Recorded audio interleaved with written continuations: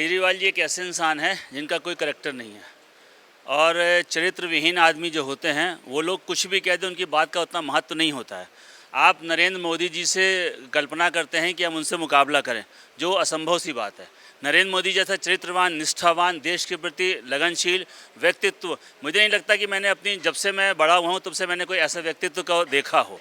मुझे तो नहीं लगता कि वो कड़ी टक्कर दे पाएंगे। ठीक है। और जो 23 तारीख को इनकी जो मीटिंग हो रही है ना बिहार वाली, उसका कोई अर्थ नहीं है। ये सिर्फ सारे लोग इकट्ठा हो रहे हैं, इनको अपना मतलब निकालना है, अपनी पार्टी का मतलब निकालना है और अपने परिवार का मतलब निकालना है। इनका मोदी से कोई टक्कर नहीं है। अरविंद केजरीवाल जो राजनीति करते हैं वो टोटली झूठ की राजनीति करते हैं और झूठ की जो राजनीति है वो कभी टिकती नहीं है। और इतिहास उठा करके आप देख लीजिए, दिल्ली के इतिहास में झूठ की राजनीति कभी टिकी नहीं है। दिल्ली में जो राजनीति टिकती है वो मेहनत की और विश्वास की है। व्यापारियों का जो विश्वास है वो श्री नरेंद्र मोदी के ऊपर है। दिल्ली के अंदर 7 सीट 2024 के अंदर भारतीय जनता पार्टी की आ रही हैं और ये व्यापारियों का पूरा समर्थन है, पूरा सहयोग है।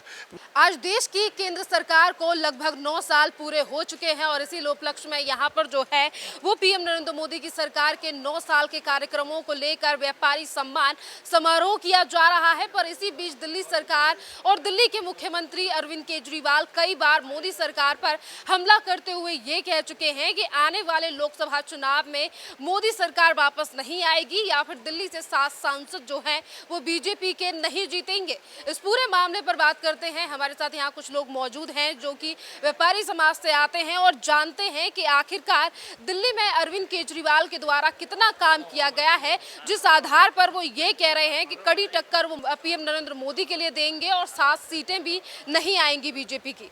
2024 के चुनावों के लिए लगातार अरविंद केजरीवाल के साथ साथ अन्य पार्टी तैयारी कर रही हैं। अरविंद केजरीवाल की पार्टी के नेता ये तक कह रहे हैं कि कड़ी टक्कर देंगे मोदी जी की। मुझे तो नहीं लगता कि वो कड़ी टक्कर दे पाएंगे। ठीक है।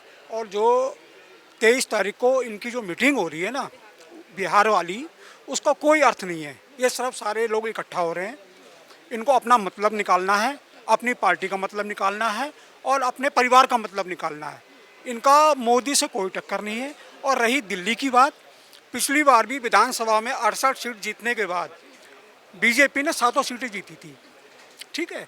और अब का जो चुनाव होगा, चाहे वो लोकसभा का हो और चाहे विधानसभा का हो, अब की केजरीवाल कहीं नहीं टिक पाएंगे। सर वो कह रहे हैं बीजेपी की 7 सीटों में से एक भी सीट नहीं आएगी, दिल्ली की जनता देख रही है। दिल्ली की जनता तो देख रही है ना, तभी तो 7 सीटें आएंगी। अगर नहीं देख रही होती तो क्यों आती? और पिछली बार क्यों आई? पिछली बार जब लोग विधानसभा में 68 सीटें ले गए थे वो, तब 7 सीटें बीजेपी की आई थी और अब की से तो माहौल ही अलग है। तो मेरे हिसाब से तो 7 सीटें बीजेपी जीतेगी और अब की विधानसभा भी चुनाव बीजेपी जीतेगी। कह रहा है कि जो विपक्षी पार्टियां एकजुट हो रही हैं, एक साथ आ रही हैं, उनकी विचारधारा एक जैसी है। कोई विचारधारा एक जैसी नहीं है।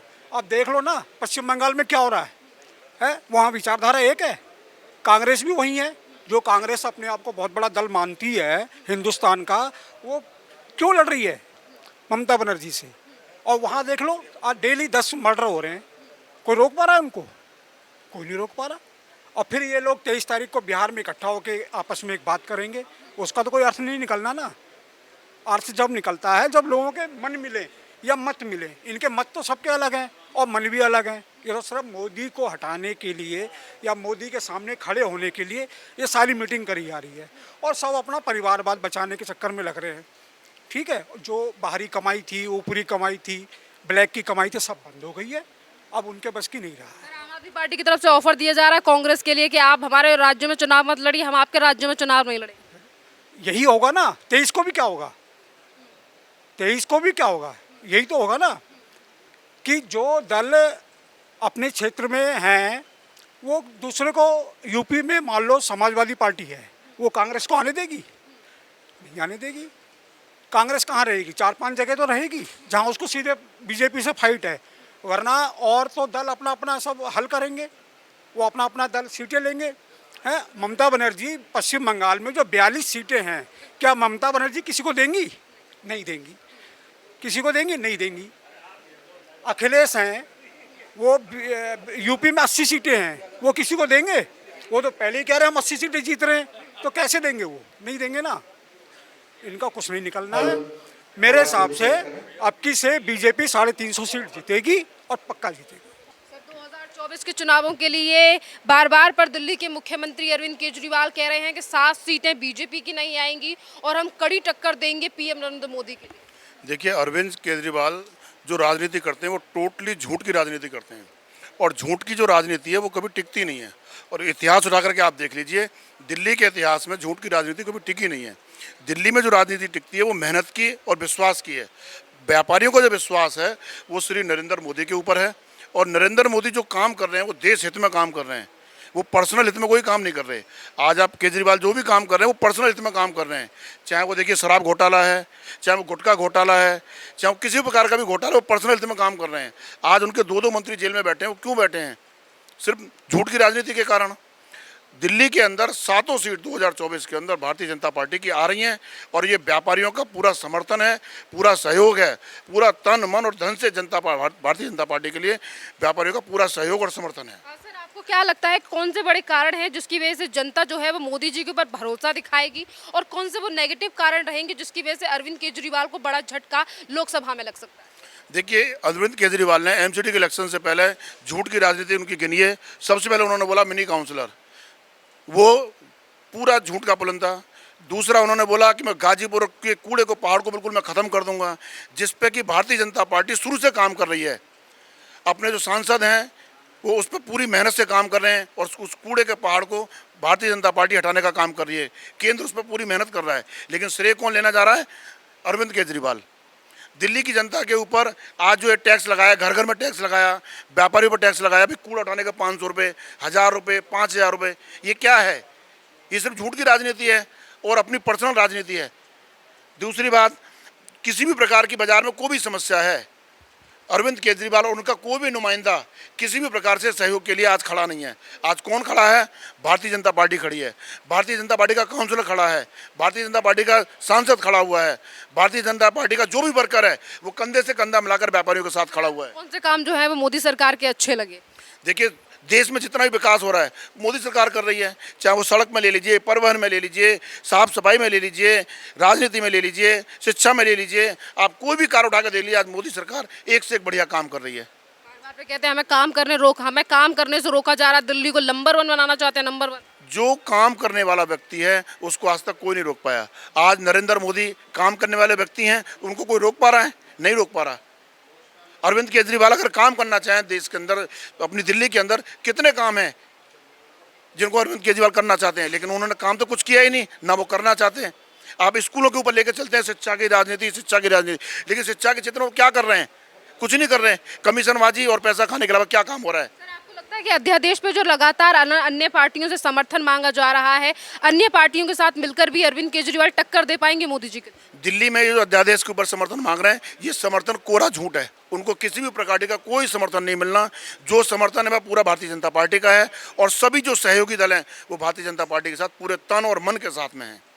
मीटिंग होने जा रही है बिहार में 2024 के चुनावों के? कुछ नहीं है, वो सिर्फ सुशील मोदी का जो भी अपना जो है वो कुनवा इकट्ठा कर रहे हैं। वो झूठा कुनवा इकट्ठा हो रहा है, कोई कुनवा इकट्ठा नहीं हो रहा, वो दुष्प्रचार हो रहा है। भारतीय जनता पार्टी के खिलाफ पूरे देश के अंदर दुष्प्रचार फैला रहे हैं। अभी आतिशी लंदन में एक स्टेटमेंट देकर के आई, अगर आपने सुना हो, वो स्टेटमेंट क्या है? कोरा झूठ है वो, और भारतीय जनता पार्टी को, देश को बदनाम कर रहे हैं विदेशों में जा करके। अरविंद द्विवेदी।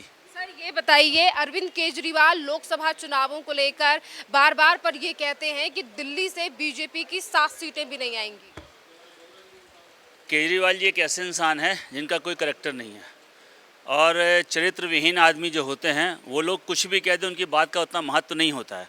आप नरेंद्र मोदी जी से कल्पना करते हैं कि हम उनसे मुकाबला करें, जो असंभव सी बात है। नरेंद्र मोदी जैसा चरित्रवान, निष्ठावान, देश के प्रति लगनशील व्यक्तित्व मुझे नहीं लगता कि मैंने जब से मैं बड़ा हुआ हूँ तब से मैंने कोई ऐसा व्यक्तित्व को देखा हो। इसलिए केजरीवाल जी को कहने से उनकी बातों को हम लोग कुछ अन्यथा नहीं लेते हैं। एक नॉर्मल सी बात है, उनके वो कहना है उनका कि हम ये कर देंगे, हमारी सीटें नहीं आएंगी, ये मुश्किल सी बात है। नरेंद्र मोदी जी हम व्यापारियों की तरफ से, जो हम लोग व्यापारी आज यहाँ इकट्ठा हो रहे हैं अपनी बात कहने के लिए, 9 साल प्रधानमंत्री के जो पूरे हुए हैं कार्यकाल के, उसके लिए हम लोग यहाँ इकट्ठे हो रहे हैं। यही कहना है कि 2024 में 1-2 सीटें जैसे पिछली बार कम भी रह गई होंगी तो इस बार वो भी आएंगी, और हम लोग हर हालत में जीतेंगे। ये हमारा। बार बार वे कहते हैं कि दिल्ली में काम करने से रोका जा रहा है, दिल्ली की जनता जवाब देगी, तो व्यापारी समाज उस पर क्या कहेगा? वो लगातार कहते हैं कि काम करने नहीं दिया जा रहा। व्यापारी समाज हम लोग का जहाँ तक कहना है, उन्होंने किया क्या है पहले तो अपने काम गिनवा दें। उन्होंने कोई ऐसा काम हम व्यापारियों के लिए नहीं किया है कि जो हम लोग ये कह सकें कि हमने बहुत अच्छा। एक नया उन्होंने चीज़ और कर दी हम लोग के लिए परेशानी का सबब कि 500 रुपये, वो पैसा कमाना जानते हैं, उन्होंने 500 रुपये हर व्यापारी से लेना चालू कर दिया। मतलब एक व्यापारी के ऊपर 6,000 रुपये का इसमें भार पड़ेगा। आप इससे अंदाज़ लगा लीजिए। मैं भी इतने साल से देख रहा हूँ, दिल्ली में ही रहता हूँ, उन्होंने कोई भी ऐसा काम नहीं किया जिससे हम व्यापारियों को ऐसा लगे कि हाँ इन्होंने हमारे लिए ये काम किया। आप बता दें या वही गिनवा दें हम लोग के लिए कोई काम किया, हमारे लिए कोई लोन की योजना लाए। लेकिन हमारे प्रधानमंत्री जी ने ऐसा किया है कि व्यापारियों के लिए लोन स्वीकृत किया है, छोटे लोगों के लिए लोन स्वीकृत किया है। तो एक इंसान को बोलना भी तभी चाहिए जब वो कुछ काम कर सके। उन्होंने ऐसा कोई काम नहीं किया, और काम किया है तो लिस्ट गिनाएं, वह हमको सामने दें, हम लोग व्यापारियों को दें कि हमने ये काम किया। व्यापारियों के लिए बोलें वो लोग। सर क्या नाम है आपका? मुकेश अग्रवाल। सर आप मुझे बताइए, अरविंद केजरीवाल 2024 के चुनावों के लिए लगातार दावे कर रहे हैं कि सरकार मोदी जी की नहीं आएगी, विपक्ष की बनेगी, दिल्ली से 7 सीटें बीजेपी की नहीं आएंगी। तो किस तरीके से देख रहा है इस पूरे मामले को व्यापारी समाज? नहीं, एमसीडी में आते ही केजरीवाल जी ने जो है ये 500 रुपये और 2,000 रुपये का टैक्स लगा दिया व्यापारियों पे, तो व्यापारी इन्हें कौन वोट देगा? व्यापारी तो वोट देगा ही नहीं। और 7 सीटें जैसे पहले दोनों दफ़े जीती हैं, 14 में भी और 22 में, 21 में भी, अब भी दोबारा से जो है क्या मैं 7 सीटें जो है भारतीय जनता पार्टी जीतेगी दिल्ली के अंदर। सर इसी के साथ वो कहते हैं कि हमारे कामों को रोक रहे हैं एलजी या फिर मोदी जी। काम तो करने वाला होना चाहिए, रोकता कोई नहीं है। जब काम ना करना हो तो उसका बहाना बनाने के लिए बथेरे साधन हो जाते हैं। कहते हैं हम दिल्ली के बेटे हैं, दिल्ली को आगे बढ़ाना चाहते हैं, लंदन बनाना चाहते हैं।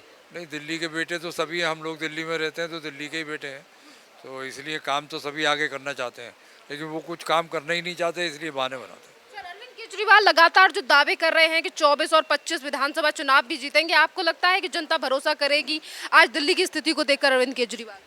एमसीडी में जिस तरह से धोखा दिया है और जिस तरह से ये टैक्स बढ़ाया है, आते ही बैठते ही सबसे पहले कभी ऐसा व्यापारियों पे टैक्स लगा ही नहीं है जो टैक्स लगाया है, तो वो कैसे उम्मीद करते हैं कि वो 25 में भी दोबारा से आएंगे या व्यापारी उन्हें समर्थन करेंगे?